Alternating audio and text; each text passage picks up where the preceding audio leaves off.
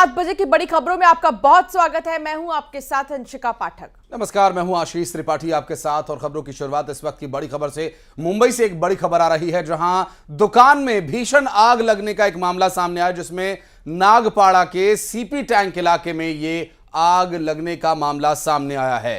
आग की चपेट में 4 दुकानें आ गई हैं। फायर ब्रिगेड की टीम ने आग पर किसी तरह काबू पाया है। काफी ज्यादा यहां पर मेहनत करनी पड़ी।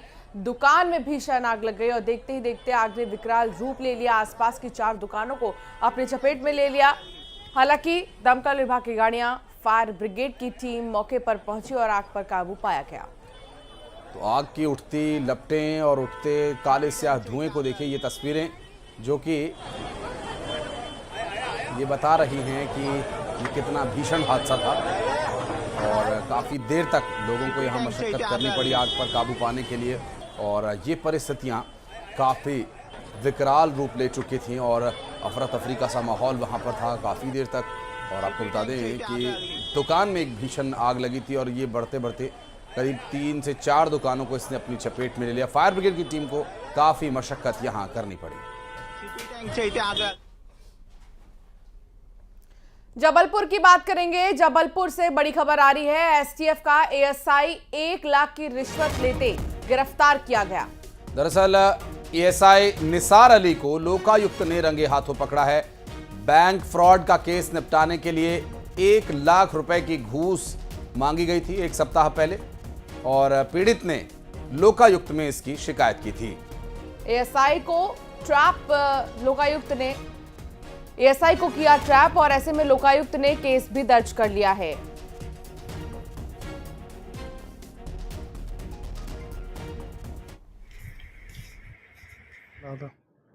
जिस लोन को हमने पटा चुके, मतलब बैंक ने प्रॉपर्टी हमारी नीलाम कर चुकी थी, उसमें बैंक ने बैंक का पैसा पूरा ले लिया अपना। उसी पेपर को निकाल के ये बोले किसी का आवेदन आया हुआ है उसमें जांच के लिए, तो इसलिए ये हमको परेशान करना चालू कर दिए कि इसमें जांच आई है, इसमें अगर निपटाना हो तो पैसा लगेगा इसमें। तो हमने बहन इतना पैसा है नहीं हमारे पास जितना आप मांग रहे हैं। तो बोले नहीं, अभी हमको आप पैसा तो देना ही पड़ेगा जब हम कोई बात करवाएंगे। तो 1 लाख रुपए के लिए इसका फ़ोन आता रहा हमारे पास। तो 1 लाख रुपए मैंने इनको दिया था अधिकारियों से मिलके। और उक्त आवेदन जांच बैंक से संबंधित कुछ फ्रॉड का मामला है। उसमें जो एसटीएफ इकाई जबलपुर में पदस्थ निसार अली एएसआई है, प्रार्थी को डरा धमका कर उससे 1 लाख रुपए की मांग कर रहा है। आवेदन को संज्ञान में लेते हुए श्रीमान पुलिस अधीक्षक महोदय द्वारा टीम गठित की गई और उक्त तारतम्य में आज दमोह नाका पेट्रोल पंप के बाजू में सहायक उप निरीक्षक निसार अली को 1 लाख रुपए लेते हुए रंगे हाथों पकड़ा गया। और आज कांग्रेस पार्टी अपना घोषणा पत्र जारी कर सकती है। राहुल गांधी ये घोषणा पत्र जारी कर सकते हैं। 5 न्याय और 25 गारंटी पर आधारित होगा घोषणा पत्र। सूत्रों के हवाले से खबर है कि घोषणा पत्र में 30 लाख नौकरियां देने का वादा किया जाएगा। कांग्रेस पार्टी इस लोकसभा चुनाव के लिए 5 न्याय और 25 गारंटियां देगी। तो ये जो घोषणा पत्र है जिसमें 30 लाख नौकरियों का वादा भी किया जा सकता है, सूत्रों के हवाले से दरअसल ये जानकारी मिल रही है।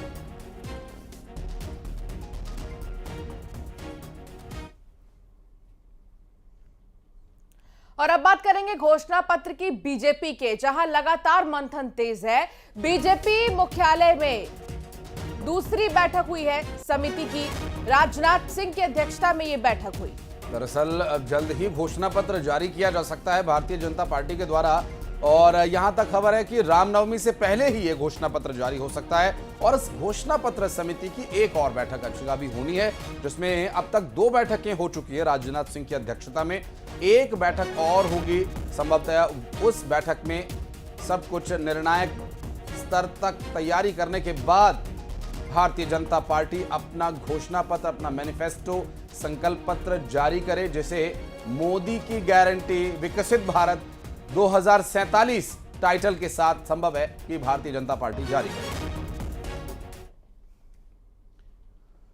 और खबर छिंदवाड़ा से, जहां छिंदवाड़ा में कमलनाथ को एक और झटका लगने वाला है। दरअसल कमलनाथ के बेहद करीबी कहे जाने वाले दीपक सक्सेना आज कमलनाथ को छोड़ कमल के साथ हो सकते हैं, भारतीय जनता पार्टी शामिल कर सकते हैं भारतीय जनता पार्टी के नेता इन्हें, और इस पूरे कार्यक्रम में भी लिए चलेंगे। आपको क्या कुछ आगे डिटेल्स रहेंगी इस पर भी जानकारी पहुंचाएंगे।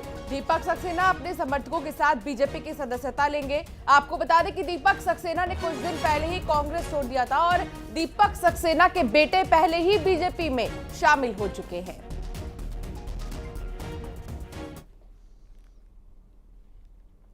सीएम डॉक्टर मोहन यादव का मंडला और जबलपुर दौरा है। दरअसल दोनों लोकसभा क्षेत्रों में चुनाव प्रचार को धार देने के लिए वे यहां पहुंच रहे हैं। मंडला के निवास विधानसभा में सीएम जनसभा को भी संबोधित करेंगे। जबलपुर में स्थानीय कार्यक्रम में शामिल होंगे। पीएम मोदी के रोड शो की तैयारियों का वो जायजा भी लेंगे, क्योंकि बहुत जल्द जबलपुर प्रधानमंत्री पहुंचेंगे और चुनाव प्रचार प्रसार में वो आपको नजर आएंगे। उससे पहले मुख्यमंत्री की तरफ से तैयारियों का जायजा लिया जाएगा। और भारतीय जनता पार्टी के लिए स्वाभाविक तौर पर स्टार प्रचारक में प्रधानमंत्री नरेंद्र मोदी शामिल हैं। ऐसे में संस्कारधानी जबलपुर भी आ सकते हैं। और जबलपुर के बाद अब चलते हैं जगदलपुर, जहां कवासी लखमा ने एक विवादित बयान दिया और कहा कि कोई भी शराब देने आए तो लेकर घर में रख लेना। 4 जून को पीकर सड़क पर नाचना। महापौर के बीजेपी में जाने पर बोले, पापी महापौर भाजपा में चली गई, पापी लोग मर जाएंगे। पुलिस आएगी तो बोलना लखमा अभी जिंदा है, पुलिस भाग जाएगी। कवासी लखमा का ये जो चिर परिचित अंदाज है, गाहे बगाहे अक्सर सामने आता है, लेकिन चुनाव के समय में संभव है कि उन्हें इस बात का भी ध्यान रखना चाहिए था। हालांकि अब इस पूरे मामले को लेकर विरोधी दल क्या कुछ कार्रवाई की मांग करते हैं। बहरहाल कवासी लखमा का ये चिर परिचित अंदाज है। आती देख तो बम्पर मांगो, हमारा पीने वाला है। ये सब पैसा को घर में रखो, दारू को घर में रखो। 4 तारीख को पी के रोड में नाच हुई, रोड में। ये तुम्हारा पैसा, तुम्हारा दारू या पी के नाच है, तो हम बोले फन कर। तो वहीं संघ प्रमुख मोहन भागवत ओंकारेश्वर पहुंचे हैं। आदि शंकराचार्य की प्रतिमा का अवलोकन किया। ओंकारेश्वर में ज्योतिर्लिंग के दर्शन भी करने वाले हैं। मध्य प्रांत के पदाधिकारियों के साथ उनकी एक बैठक होनी है और यहां पर राष्ट्रीय स्वयं सेवक संघ प्रमुख सरसंघ चालक मोहन भागवत ओंकारेश्वर महादेव के दर्शन करने जाएंगे। मध्य प्रांत के पदाधिकारियों के साथ चर्चा भी उनकी होनी है और आदि गुरु शंकराचार्य के प्रोजेक्ट को भी उन्होंने देखा। धाम का सौभाग्य है कि जिनके कंधों पे बहुत बड़ा भार है और इस एकात्म धाम को जिस चीज़ की आज ज़रूरत थी, जिस कार्य को गति देने के लिए एक संबल की ज़रूरत थी, वो संबल ले करके और एक बहुत बड़ा अपना स्नेहिल आशीर्वाद भी दे गए और एक संदेश भी दे गए और एक संकेत भी दे गए। तो सब चीज़ें हो गई उनके आने से। हमको ये विश्वास हो गया अब ये जो कार्य है अच्छी गति से। मध्य प्रदेश में कांग्रेस ने लोकसभा चुनाव के लिए पूरा जोर लगाना शुरू कर दिया है। हालांकि बड़े नेता कांग्रेस छोड़ जरूर रहे हैं, बावजूद इसके करीब 12 सीटें ऐसी हैं जहां कांग्रेस जीतने का दम भर रही है। एक रिपोर्ट।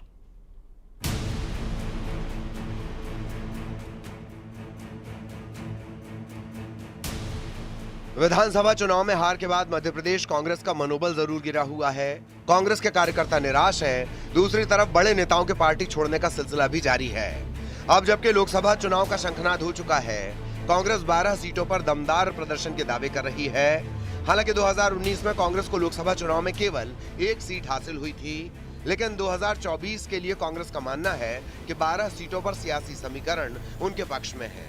ये 12 सीटें हैं छिंदवाड़ा, राजगढ़, झाबुआ, मंडला, शहडोल, सीधी, गुना, मुरैना, ग्वालियर, भिंड, सतना, नरसिंहपुर।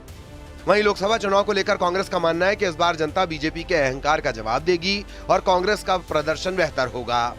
देखिए, छिंदवाड़ा, बालाघाट, राजगढ़, मंडला, सतना, रीवा, सहित अनेक सीटों पर अभी जो पहले चरण का जो चुनाव है उसमें जो चुनाव में जो वातावरण है उसमें कांग्रेस बहुत कठिन चुनौती पेश कर रही है बीजेपी के सामने। मुझे पूरा विश्वास है कि बीजेपी के नेताओं के मद अहंकार और अभिमान को जनता जवाब देगी। मध्य प्रदेश में जहां एक तरफ कांग्रेस कई सीटों पर अच्छे प्रदर्शन का दावा कर रही है तो वहीं बीजेपी सभी 29 सीटें जीतने का दावा कर रही है। बीजेपी का कहना है कि जनता का भरोसा पीएम मोदी के साथ है। भारतीय जनता पार्टी ने प्रत्येक सामाजिक वर्ग के कल्याण के लिए काम किया है। यही कारण है कि वह तमाम क्षेत्रीय संगठन या क्षेत्रीय दल जो कुछ जाति विशेष के प्रतिनिधित्व का दावा करते थे, उन जातियों का वोट भी भारतीय जनता पार्टी के साथ मजबूती के साथ जुड़ता चला गया है। हम प्रत्येक सीट पर न सिर्फ जीतने जा रहे हैं बल्कि जीत का रिकॉर्ड भी स्थापित करने के उद्देश्य से चुनाव लड़ रहे हैं। हर बूथ पर 370 वोट बढ़ाने के लक्ष्य के साथ आगे बढ़ रहे हैं और स्वाभाविक तौर पर जिस प्रकार की हमारी कार्य योजना है, केंद्र और प्रदेश की सरकारों के विकास कार्य है, प्रधानमंत्री जी का लोकप्रिय चेहरा है, यह तमाम चीजें हमें ऐतिहासिक जनादेश की ओर अग्रसर कर रही हैं। चुनाव जीतने के लिहाज से कांग्रेस ने दिग्गजों को मैदान में उतारा जरूर है, लेकिन कांग्रेस के सामने गढ़ बचाने की भी चुनौती है। लोकसभा चुनाव में बीजेपी मोदी मैजिक के चलने का दावा करती है और ये दावा सही साबित हुआ तो कांग्रेस के दावे हवाई रह जाएंगे। प्रदेश के लोकसभा चुनावों में कांग्रेस इस बार बेहतर प्रदर्शन करने की कवायद कर रही है। कांग्रेस ने ऐसी सीटों को चिन्हित किया है जहां के क्षेत्रीय सियासी जातीय समीकरण कांग्रेस के पक्ष में फिट बैठते हुए हाल फिलहाल नजर आ रहे हैं। कांग्रेस इन सीटों पर विशेष तौर पर मॉनिटरिंग करेगी और प्रचार प्रसार अभियान भी चलाएगी ताकि 19 के चुनावों से बेहतर नतीजा आ सके। 19 में 28 सीटों पर कांग्रेस को शिकस्त मिली थी, लेकिन कांग्रेस का दावा है कि इस बार उससे कई बेहतर परिणाम हम लाकर दिखाएंगे। बहरहाल देखना होगा जनता अपना भरोसा किस पर जताती है। वीडियो जर्नलिस्ट मोहसिन खान के साथ न्यूज 18 के लिए भोपाल से वासु चौरे। और इस बीच जानकारी ये मिल रही है 6 अप्रैल को अमित शाह कवर्धा का दौरा कर सकते हैं। डिप्टी सीएम ने पटेल मैदान का इसी संबंध में निरीक्षण भी किया है। शाह के दौरे की तैयारियों का जायजा लिया गया और शाह की चुनावी सभा की तैयारी में भी बीजेपी जुटी है।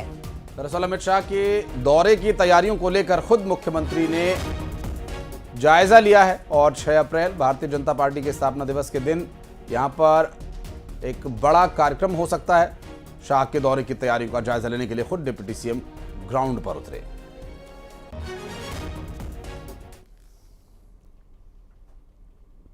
मनेंद्रगढ़ में बीजेपी उम्मीदवार की शिकायत की गई है। सरोज पांडे की कांग्रेस ने शिकायत की। दरअसल इलेक्शन कमीशन से आदर्श आचार संहिता के उल्लंघन की शिकायत की गई है। नर्सिंग कॉलेज के स्टूडेंट्स के साथ मुलाकात उन्होंने की थी और सरोज पांडे के खिलाफ एक्शन लिए जाने की मांग की जा रही है। और सरोज पांडे की कांग्रेस पार्टी ने शिकायत की है, जो कि ज्योत्सना महंत के खिलाफ चुनाव लड़ रही हैं।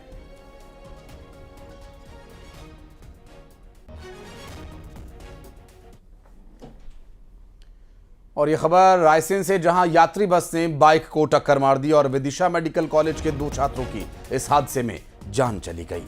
भोपाल विदिशा मार्ग पर यह दुर्घटना हुई है। सांची पुलिस ने बस जब्त कर ली है। आरोपी ड्राइवर को भी पकड़ लिया गया है।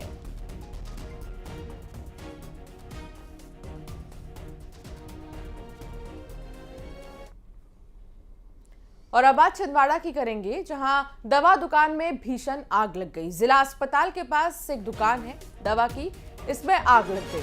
आपको बता दें कि फायर ब्रिगेड की टीम मौके पर पहुंची, आग पर काबू पाया गया। और ये उस वक्त की तस्वीरें हम आपको दिखा रहे हैं जब छिंदवाड़ा में एक मेडिकल स्टोर में आग लग गई थी और आग पर काबू पाने के लिए काफ़ी मशक्कत वहाँ लोगों को भी करनी पड़ी और फायर ब्रिगेड की टीम मौके पर पहुंची थी आग पर काबू पाने के लिए।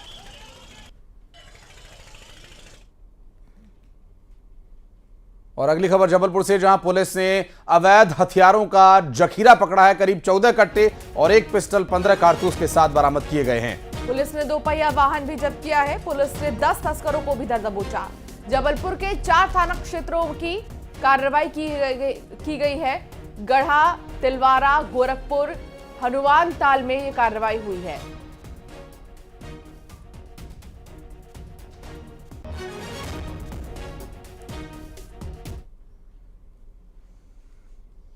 भूपेश बघेल का राजनांदगांव में 384 नामांकन कराने का प्लान फेल हो गया। दरअसल नामांकन दाखिल करने के आखिरी दिन सिर्फ 23 उम्मीदवारों ने ही अपने नॉमिनेशंस फाइल किए, जबकि 244 नामांकन फॉर्म्स खरीदे गए थे। आपको बता दें कि भूपेश बघेल ने 384 नामांकन फॉर्म जमा करने की अपील की थी कांग्रेस कार्यकर्ताओं से, जिससे चुनाव ईवीएम की बजाय बैलेट से हो सके, जिसको लेकर बीजेपी ने चुनाव आयोग में भी शिकायत की थी।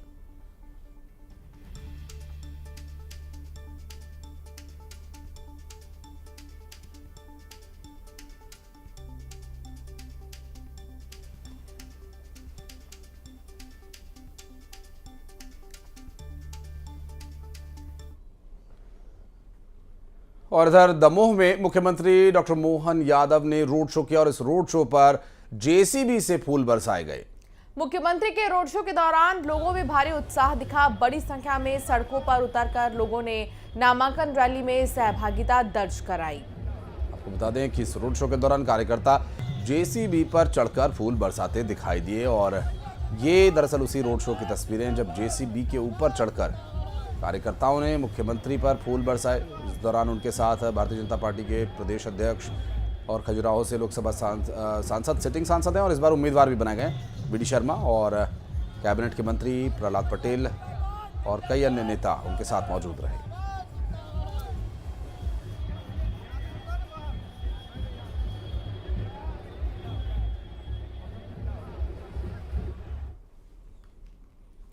कैबिनेट मंत्री कैलाश विजयवर्गीय जबलपुर के बड़ेरिया मिष्ठान भंडार पहुंचे। यहां उन्होंने चाट और कचौरी का स्वाद लिया। वे प्रधानमंत्री नरेंद्र मोदी के आगमन की तैयारियों का जायजा लेने के लिए पहुंचे थे और कैलाश विजयवर्गीय ने प्रधानमंत्री नरेंद्र मोदी के रोड शो के रास्ते का निरीक्षण किया।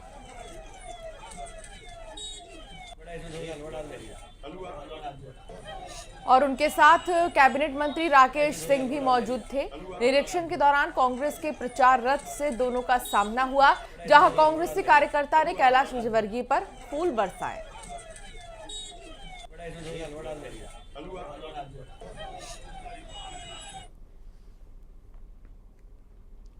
और खबर अभनपुर से, जहां पर करीब 12 लाख रुपए का गांजा पकड़ा गया। कार से गांजे की ये तस्करी कर रहे थे।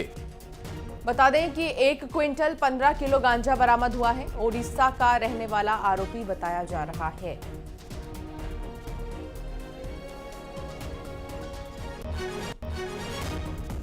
गांजा तस्करों पर लगातार कार्रवाई और ऐसे में 12 लाख का गांजा पकड़ा गया है। कार से गांजे की तस्करी हो रही थी और आरोपी ओडिशा का रहने वाला है।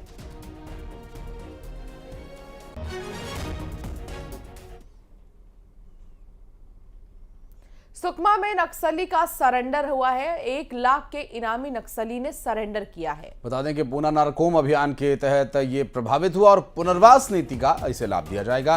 किस्टाराम इलाके में ये एक्टिव रहा करता था और आपको बता दें कि ये जो सरेंडर हुआ है सुकमा में 1 लाख रुपए के इनामी नक्सली के साथ और नक्सलियों ने भी सरेंडर किया है। पुनर्वास नीति से प्रभावित होकर मुख्य धारा से जुड़ने का ये प्रयास।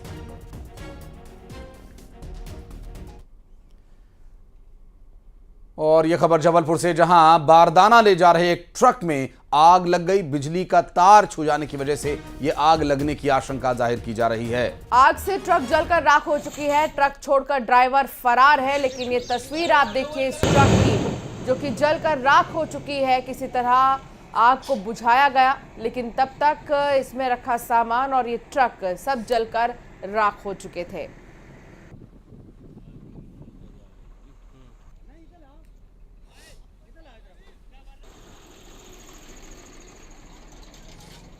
बारदाने थे, जो आगे वाला ट्रक था वो जो तार हुए यहाँ पर नीचे हैं। कई बार बिजली ऑफिस वालों को हम लोग ने अवगत भी कराया, ये तार यहाँ पर नीचे हैं। बड़े वाहन यहाँ से निकल नहीं पाते, हम लोग के हार्वेस्टर निकलते हैं। जिसने लापरवाही पूर्वक उसने निकाला उस ट्रक को और जिससे उसमें आग लग गई बारदाने में। उसने सूझबूझ दिखाते हुए ट्रक को एक गेहूँ कटे हुए खेत में पलटा दिया, जिससे आग लग गई।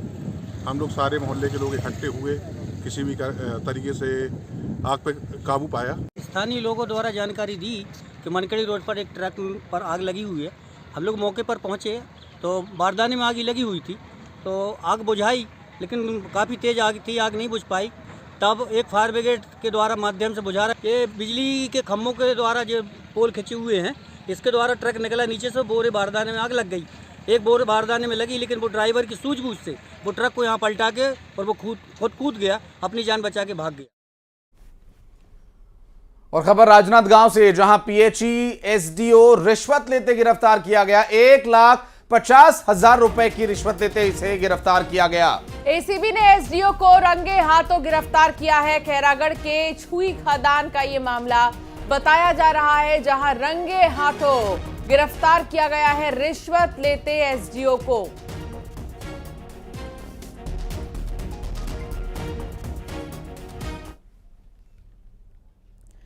बच्चों के लिए अंग्रेजी अक्षरों को पहचानने और सीखने का पहला कदम A for apple, B for ball होता है। लेकिन मथुरा के 4 साल के भागवत ने ABCD की परिभाषा ही बदल कर रख दी। अब वो A से Z तक भगवान के नाम का उच्चारण करता है। A for Apple, B for ball की जगह A for Arjun, B for Balram पढ़ता है। भागवत सोशल मीडिया में भी काफी वायरल है। इंस्टाग्राम पर भागवत के लगभग 1.8 मिलियन फॉलोअर्स हैं। भागवत मृदंग बजाते हुए बड़े ही सुंदर तरीके से महामंत्र का गायन भी करता है। बच्चों में अंग्रेजी के अक्षरों को पहचानने और सीखने के लिए पहला कदम ए फॉर एप्पल और बी फॉर बॉल होता है। लेकिन हम आज बात कर रहे हैं मथुरा के 4 साल के भागवत की, जिन्होंने ABCD की परिभाषा ही पूरी तरह से बदल दी है। और इस वक्त मेरे साथ भागवत जो है मौजूद हैं। हरे कृष्णा भागवत जी। हरे कृष्णा। अच्छा, सबसे पहले भागवत जी मैं आपसे ये जानना चाहूँगी, आपको इतनी सारी अच्छी बातें सिखाता कौन है, कहाँ से सीखे आपने? प्रभुपाद जी ने और हमारे गुरुदेव ने सिखाई है, गुरु जी ने। अच्छा, गीता के श्लोक भी आपको याद हैं, तो आपने गीता पढ़ी है या आपके पापा जी ने आपको सुनाया है या बताया है? मेरी मम्मा ने। अच्छा, माता जी ने। माता जी ने सुनाया है। अच्छा, तो माता जी ने आपको गीता सुनाया है भागवत, तो नहीं, मेरे गुरुदेव ने और मेरे प्रभुपाद जी ने। अच्छा, तो कृष्णा ने प्रभुपाद जी को सिखाया। अच्छा, गीता से आपने क्या क्या सीखा फिर? सबसे पहले आपको पता है कृष्ण भगवान ने किसको ज्ञान दिया? किसको ज्ञान दिया? सूर्यदेव को। अच्छा, हाँ, उसके बाद अर्जुन जी को दिया। अच्छा, ये और हरे कृष्णा क्यों बोलना चाहिए? हमारे प्रभुपाद जी पहले से कहते हैं कि सबको हाय हेलो नहीं बोलना चाहिए, हमें हरे कृष्णा बोलते हैं। हाय क्या कहते हैं? इसलिए अरे हाय हेलो छोड़ो, हरे कृष्णा बोलो। हमारे गुरु जी कहते हैं पेट में दर्द हो रहा है, हाय हाय कर रहा है। पेट में दर्द हो रहा है कि जो हाय हाय कर रहा है? राम राम करो, हरे कृष्णा करो। इस तरह से आज के बच्चे जो हैं पाश्चात्य संस्कृति की ओर अग्रसर है। ऐसे में भागवत उनके लिए एक बेहतर उदाहरण है। कैमरा पर्सन मनीष गीते के साथ तनु वर्मा, न्यूज़ 18 छत्तीसगढ़। और बुलेटिन के आखिर में बात आईपीएल में खेले गए कल के मुकाबले की होगी। कल आईपीएल में पंजाब और गुजरात के बीच मुकाबला खेला गया और कल के मुकाबले के बाद अब ये कहा जा सकता है कि आखिरकार गुजरात टाइटंस के मजबूत किले में अब दरारें आने लगी हैं। आईपीएल 2024 के अपने चौथे मैच में गुजरात टाइटंस को हार का सामना करना पड़ा। गुजरात को अपने home ground Narendra Modi stadium में पंजाब किंग्स के हाथों रोमांचक मैच में 3 विकेट से हार मिली। कप्तान शुभमन गिल के 79 रनों की बेहतरीन पारी पर पंजाब के शशांक सिंह ने पानी फेर दिया। आपको बता दें कि बल्लेबाजी बहुत शानदार हुई। नाबाद 61 रनों की पारी खेली और अपनी टीम को उन्होंने जीत दिलाई और शुभमन गिल ने शानदार 89 रन बनाए। पंजाब को इस सीजन में दूसरी जीत मिली है। बता दें कि गुजरात ने पहले बैटिंग करते हुए 199 रनों का दमदार स्कोर बनाया था, जिसे खराब शुरुआत के बावजूद पंजाब ने हासिल कर लिया और यह सीजन का सबसे बड़ा सफल रन चेज है। और आज के मैच की अगर बात करें अंशिका, तो आईपीएल के 2024 के इस 18वें मुकाबले में सनराइजर्स हैदराबाद और चेन्नई सुपर किंग्स आज आमने सामने होंगे। आज दोनों के बीच हैदराबाद के राजीव गांधी अंतर्राष्ट्रीय क्रिकेट स्टेडियम में मुकाबला है।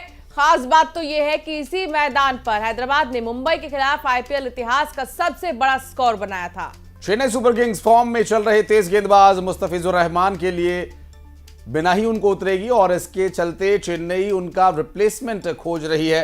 वहीं हैदराबाद की टीम अपना दिन होने पर किसी भी आक्रमण की बखिया उधेड़ने में कितनी सक्षम है, ये तो आईपीएल का इतिहास ही सभी जानते ही है और आज का भी मुकाबला काफी रोमांचक रहेगा।